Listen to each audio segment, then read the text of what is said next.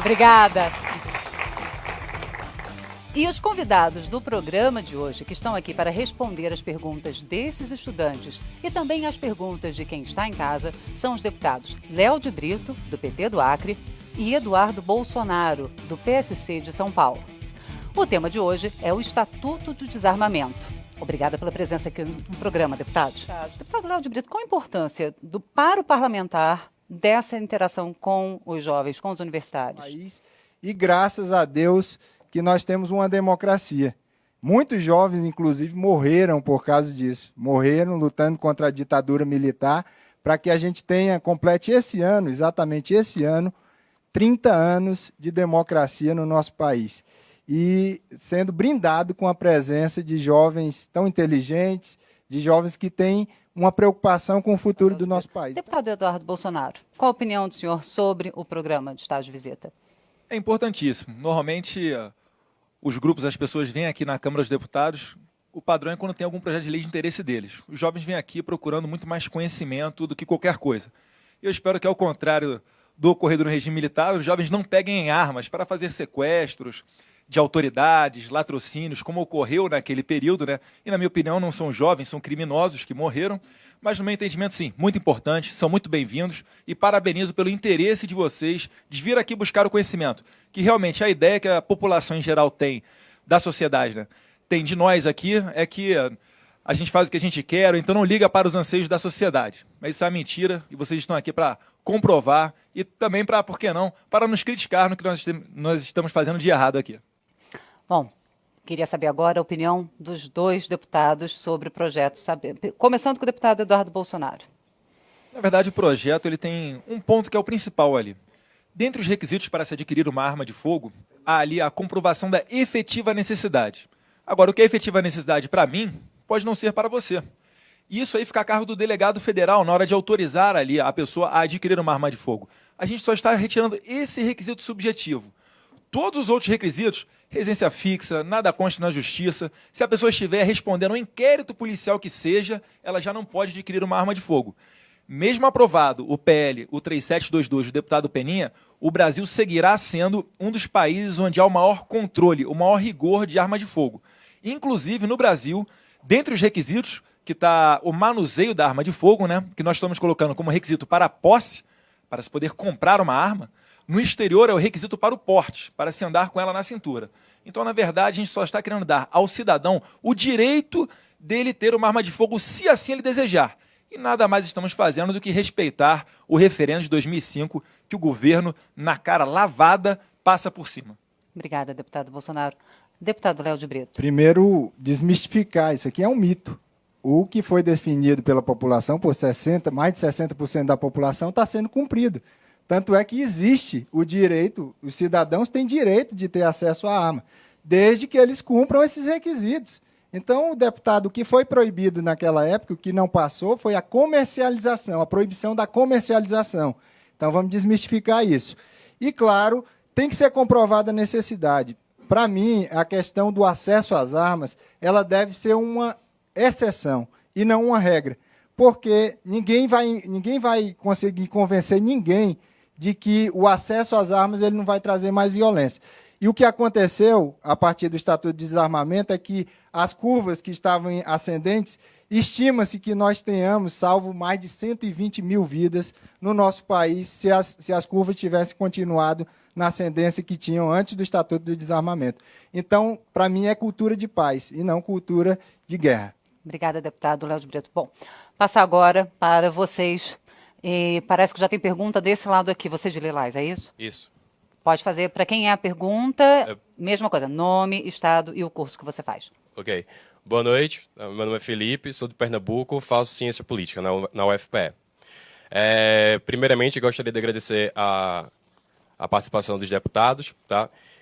Gostaria também de dizer que o deputado Léo de Brito tem um bom gosto aí para a camisa, viu? Parabéns.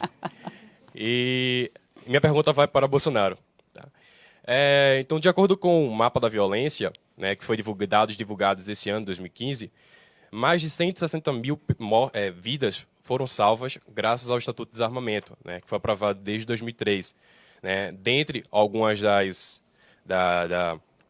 da defesa que o Estatuto do Mapa da Violência fala é justamente que a redução do número de porte de armas em todo o Brasil.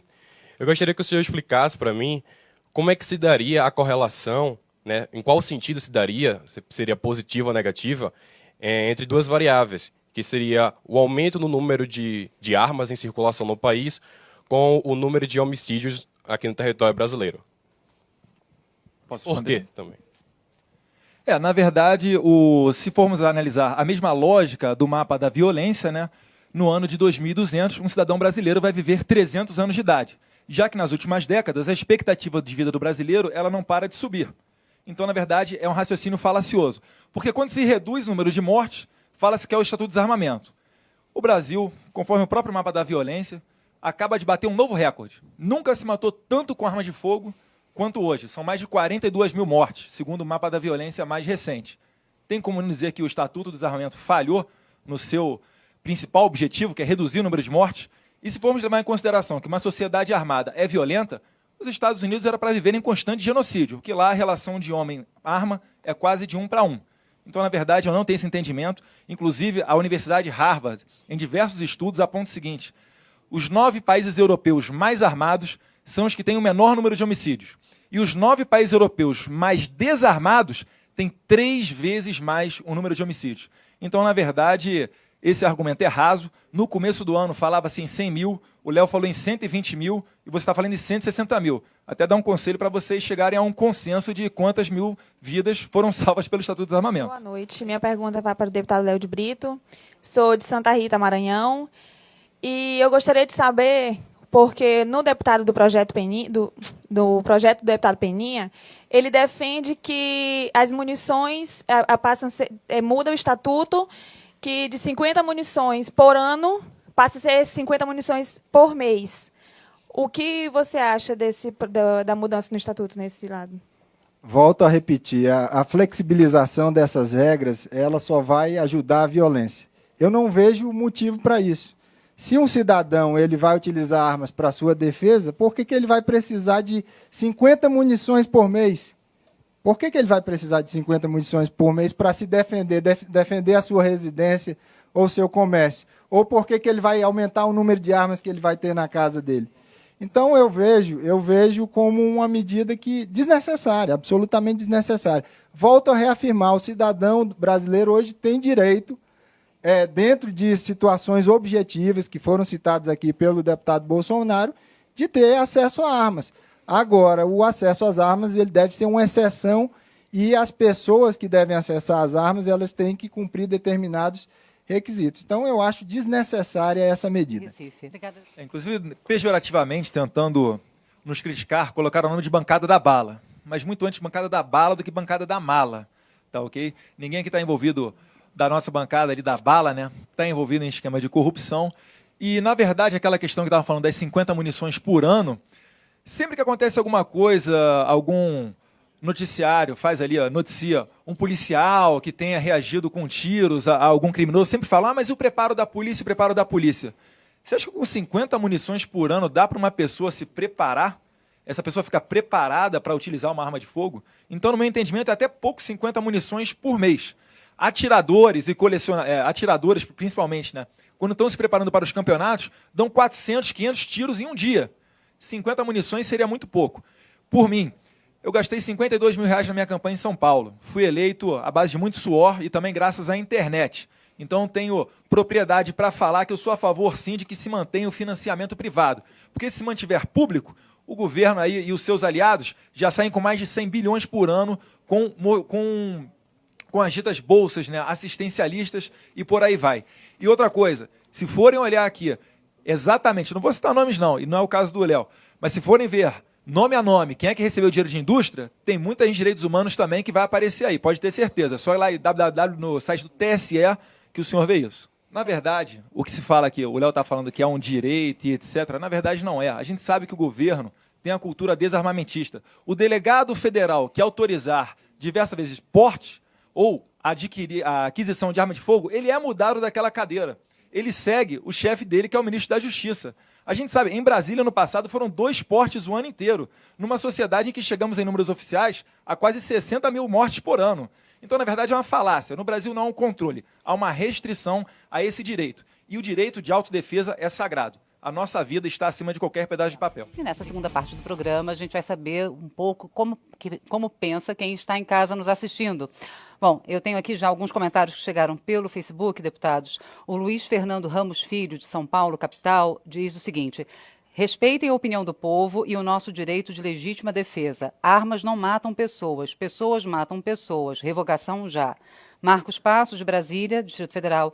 Eu tenho o direito de me defender, inclusive do Estado, caso ele queira me subjugar. Cada cidadão de bem, armado e treinado, é mais um agente de segurança para sua própria família. Mário Júnior, Rio de Janeiro. Qual é a real intenção de desarmar um cidadão de bem, sem antecedentes criminais e bem treinado? E José Ramalho, Natal, Rio Grande do Norte. O criminoso anda armado. E por que o homem de bem não pode? Bom, essas 4 manifestações que chegaram, todas a favor, então, de uma flexibilização. E agora eu queria devolver a palavra, então, para quem está aqui. A primeira pergunta, aqui desse lado, o rapaz de branco. Isso. Meu nome é Gabriel, eu sou de Marília, interior de São Paulo, curso Direito, no Centro Universitário Eurípides de Marília. Eu gostaria de perguntar para o deputado Léo se o senhor é adepto da opinião de que é melhor mudar a competência da esfera federal para a esfera estadual para o porte e posse da arma de fogo. Obrigado. Agora, se você descentralizar e ficar isso na mão da Polícia Civil, o que pode acontecer? Politização dessa situação, isso pode acontecer. Então, uma flexibilização com fins políticos e você pode aumentar a corrupção e, mais ainda, o controle vai ficar menor. Meu nome é Arson, sou aluno de Direito da Universidade Federal da Paraíba e gostaria de entender do deputado Bolsonaro como evitar que aumente o número de acidentes com armas de fogo a partir do momento que eu flexibilizar o acesso a elas e até transformar o Estatuto do Desarmamento em Estatuto do Armamento. Na verdade, é o Estatuto da Legítima Defesa, eu prefiro chamar assim o PL 3722 do Peninha. Quando se fala em acidente com crianças, vem muito o apelo emocional. E longe do calor, se analisarmos os números, a gente vai perceber que o que mais mata crianças até 12 anos de idade, né, assim consideradas, segundo os dados do Ministério da Saúde, são acidentes de carro. Na 8ª causa, depois de afogamento, sufocamento, outros, queimaduras, quedas, aí vem aparecer a arma de fogo. Não conta nem com 1% ali do número de acidentes envolvendo crianças. Então, no meu entendimento, se o senhor ou a senhora vai comprar uma banheira para a sua casa, cuidado, mata muito mais acidentes de crianças do que arma de fogo. Desse lado, você de camisa listrada. Eu sou Vitor, sou do Recife, estudante de Direito, e a minha pergunta vai para o deputado Bolsonaro. Deputado, eu venho de um estado extremamente violento. Violento não só em crimes que são praticados por bandidos profissionais, como o senhor e grande parte da bancada aqui na Câmara trata os homicídios por crimes com armas de fogo, mas também é um estado em que pratica diariamente crimes ocasionados dentro da própria casa. E é muito assustador para quem vem de um estado como Pernambuco, um estado em que tem uma cultura extremamente machista, inclusive do pai com o filho ou com a filha, do marido que se exalta e que parte para a violência, ou então até de um delegado, como eu já presenciei, que se exaltou porque colocaram um carro na vaga que era reservada para ele. Eu fico preocupado, deputado, se essa questão que o senhor defende é realmente uma tentativa de colocar o cidadão de bem, que também pode praticar crime, para se defender em legítima defesa, ou isso é uma pressão externa na Câmara, visto que no ano passado, apesar que o nome do senhor não está na lista, a indústria bélica financiou importantes campanhas de deputados federais aqui na Câmara e tem exercido grande influência. Eu gostaria de saber do senhor isso. Qual é a influência externa que pode estar acontecendo aqui na Câmara, até porque, do mesmo jeito que os movimentos sociais têm o direito de fazer pressão, a indústria também tem esse direito, e para quem vem de um estado em que se assusta com gente armada, só pode despertar esse tipo de dúvida. Pode ser pressão da indústria e de gente que não tem noção como isso é prejudicial. Obrigada. Deputado Bolsonaro. Meu colega de direito, né? Também sou formado em direito. Cito um exemplo do seu estado, um estado vizinho ali, mas também do Nordeste, Alagoas. Foi o estado que mais se desarmou e o estado que bate recorde em cima de recorde em homicídios por 100 mil habitantes. Então a relação no meu entendimento, é bem dessa. Se formos partir da linha de que pessoas podem cometer crime, então nós temos que caçar todas as habilitações do Brasil. Vide o número de acidentes de trânsito que matam muito mais do que armas de fogo no Brasil. O que a gente pode tentar é controlar isso para tentar evitar. Como? Exigindo nada consta na justiça para se poder adquirir uma arma de fogo, um teste psicológico, uma prova de manuseio junto a um instrutor credenciado pela Polícia Federal e assim por diante. Agora, ninguém tem bola de cristal para conseguir prever qualquer tipo de crime. Eu prefiro trabalhar com dados. Como eu disse, se formos trabalhar pela emoção, teremos apelo para os dois lados e nada de racional vai sair daí. Bom, meu nome é Amanda, eu curso Direito na Universidade Federal de Campina Grande, de Souza, na Paraíba. E eu queria entender do deputado Bolsonaro que no projeto do deputado Peninha prevê a diminuição de idade de 25 para 21 anos para o porte de arma. E assim, eu como jovem me vejo inserida num grupo que às vezes, por muitas vezes, age por impulsividade, até mesmo num ambiente que está relacionado a festas, bebidas alcoólicas. E eu queria entender por que a defesa dessa diminuição para 21 anos. Na verdade, a maioridade penal, estamos aqui caminhando para que seja reduzida para 16 anos para os crimes graves e 18 anos a imputabilidade penal plena, né? Eu não vejo por que manter aos 25 anos. Eu acredito que com 21 anos de idade, o jovem ele já tem discernimento, sim. E volto a falar, a arma que mata não é a arma do povo, não é a arma do cidadão de bem. E temos sim que separar cidadão de bem de cidadão ruim. Não vou botar você no mesmo bolo dos presidiários, aquela mazelada que fica lá, não. Pelo amor de Deus. Senão a gente realmente vai ter que acabar com a arma de todo mundo. Porque o governo ele entende isso. Entende que você é tão criminosa ou potencial criminosa quanto aquelas pessoas que estupram, que matam, que cometem latrocínio. E além disso, o governo ele ainda ignora o uso defensivo da arma de fogo. Na minha vida policial, eu já tive que fazer uso da arma. Apenas exibi-la e conseguir dar cabo ao problema. E graças a Deus estou hoje aqui conversando com você. Eu quero ver você que está me assistindo, quando alguém entrar na sua casa, se você vai chegar para o ladrão e vai falar que no Brasil nós temos uma cultura de paz. Aí eu quero ver se o ladrão, se ele vai rir da sua cara, se ele vai correr, o que ele vai fazer. No meu entendimento, se tiver uma arma de fogo, dá um tiro no teto. Eu duvido que esse ladrão entre na sua casa, na região rural ou na região urbana. Então esse é o meu entendimento. Pessoas com 20 anos, sim, já têm discernimento para adquirir uma arma de fogo. E a gente está falando aqui não é de uma liberação generalizada. Na verdade, tem requisitos sim a cumprir. Vai continuar sendo uma das leis mais rigorosas no controle de arma de fogo. E essa é a nossa preocupação também. Não é liberar para qualquer doente mental ou criminoso ir lá comprar arma. Até porque o criminoso não compra arma em loja. Isso está provado porque 90% das lojas brasileiras de arma de fogo fecharam, causaram desemprego e estamos batendo recorde no homicídio por armas de fogo. Por exemplo, com 21 anos de idade você já pode ser policial. Com 21 anos de idade você pode ser ministro da Defesa e ter a seu comando 300 mil pessoas. Mas não pode ali portar uma arma na cintura. Mas vai mandar em muita gente com armas. Então essa incoerência também com relação à idade. Obrigada, deputada. Moça de blazer preto. Sou Jamile, estudo na Univale de Biguaçu, Santa Catarina. A minha pergunta o deputado Bolsonaro ele falou da diminuição de 25 para 20 anos. O porquê que o senhor é contra? Pois tem muitos jovens que 20 anos já têm discernimento, é capaz e mora em comunidades que são muito precárias. Bem, sobre essa questão da idade, eu acredito que nós podemos discutir. É uma questão que não necessariamente tem que ficar nos 25 anos. É uma questão que eu não tenho uma posição, digamos assim, firmada. Agora, considero que de qualquer maneira, toda redução, toda facilitação, para mim é complicada, porque eu considero a questão do acesso às armas como uma exceção e não como uma regra. Mas não tenho uma posição firmada a esse respeito. Obrigada, deputado. Bom, antes de passar a palavra para o Broderick, eu vou fazer rapidamente a leitura aqui das mensagens que chegaram pelo 0800 e pela internet, que são gerais para os dois parlamentares. Marina Soares, de Alapão, Tocantins, fala: armas de fogo matam mais que acidentes de trânsito e são a maior causa de morte de jovens no país. Se ampliar o número de portadores de armas no meio da população, a criminalidade não irá aumentar mais ainda? Fernando Gomide, Brasília, Distrito Federal. Só dizer a fonte dela. Bom, Marina, por favor, manda a fonte pelo 0800 de novo, o deputado Bolsonaro está pedindo.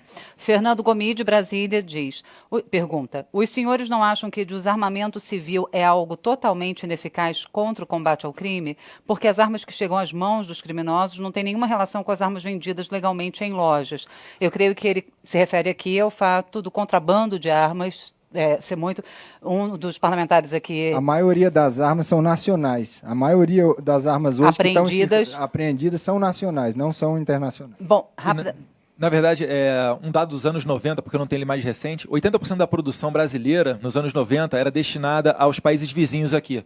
Então, normalmente, o que acontecia? Ia para o Paraguai e retornava através de contrabando no tráfico negro. E só para complementar, o México é um país que não tem indústria de armas em seu território, mas é o 9º mais violento do mundo, segundo a ONU. Obrigada, deputado. Francisco Marinheiro de Araújo, São Paulo. Os agentes públicos que têm o privilégio de portar armas, caso os empreguem para tirar a vida de uma pessoa desarmada, não deveriam ter as suas penas dobradas? E aí... Concordo. O senhor concorda? Concordo. Os dois concordam. Concordo. Daniel Miller, Santa Cruz do Sul, Rio Grande do Sul.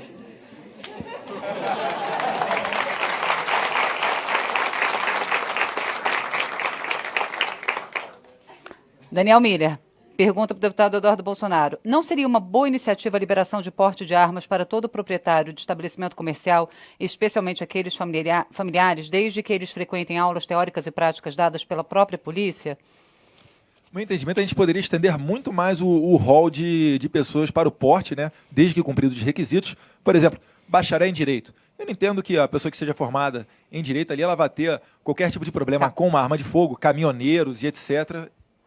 Ok, e agora eu acredito que essa que a Anne Passos, do Rio de Janeiro, mandou, deva ser para o deputado Léo de Brito. A decisão sobre a necessidade de aquisição ou não de uma arma de fogo não deveria passar pela Polícia Federal. Atendidas as condições, a aquisição deveria ser autorizada imediatamente, pois é um direito do cidadão fazer essa escolha. O senhor concorda? Na verdade, o cidadão não está acima da lei. E a lei exatamente estabelece os requisitos. Então... esses requisitos têm que ser cumpridos pelo agente da lei, que é o policial federal. Então, esses requisitos devem ser cumpridos. Não é um direito, é um direito condicionado ao cumprimento desses requisitos que eu defendo que estão presentes no Estatuto de Desarmamento. Obrigada, deputado. Como é que é o nome dela? Anne Passos. Anne Passos, você não sabe o que é bom para você. O Estado sabe. Aceite. Obrigada, deputado. Agora, antes que eu ganhe um inimigo, Broderick, eu prometi que você ia fazer uma pergunta, a gente está estourando. Você é o último, né? E eu peço desculpas aos demais. Eu queria fazer a pergunta ao deputado Léo de Brito. O senhor, se pondo na condição de um agente público, um agente de segurança pública, tendo 21 anos, o que o senhor acharia poder usar a arma do senhor apenas na funcionalidade do senhor, não podendo defender a sua família em sua residência? Essa é uma discussão importante que tem sido feita, porque, geralmente, muitas dessas situações de agentes de segurança, eles recebem ameaças fora do ambiente de trabalho. Eu considero que essa discussão é uma discussão importante, que, na minha opinião, está fora dessas exceções, e eu acho que seja importante agora. Deve-se tomar todos os cuidados também, para que, por exemplo, se esse agente ele tem problemas com bebidas alcoólicas, tem problemas psicológicos, isso pode acontecer também, isso é um complicador que deve ser levado em consideração do ponto de vista da restrição.